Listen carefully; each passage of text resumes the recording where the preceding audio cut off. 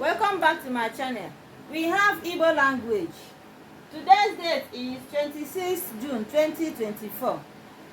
Our topic says third person pronoun, plural. Remember, we have been learning about third person pronoun, subject, third person pronoun, object.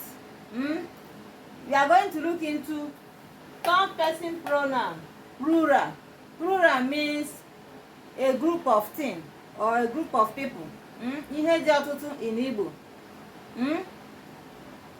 You have them as they, them, and they, dear. They, them, and they, dear. All of them, they are pronouns in English. In Igbo, you have them as ha.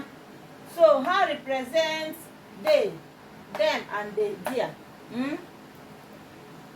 Igosi ihe dị ọtụtụ. It shows when something are many. When something are many. Examples. Number one, they are coming today. They are coming today. Another one is it is their house. It is their house. Another one is it belongs to them. It belongs to them. Let's see them in Igbo. In Igbo sentence.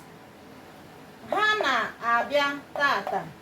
Ha na-abịa tata. They are coming today. Ha na-abịa tata. Another one is ọ bụ ụlọ ha. Ọ bụ ụlọ ha. It is their house. Another one is ọ bụ nke ha.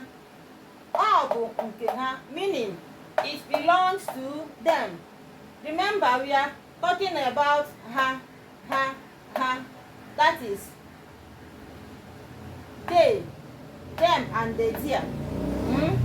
In Igbo, all of them, you have them as ha, nochia ha. Their pronoun in Igbo is ha. Nochia ha in Igbo bo ha. Like and share our videos. Follow us for more. Bye.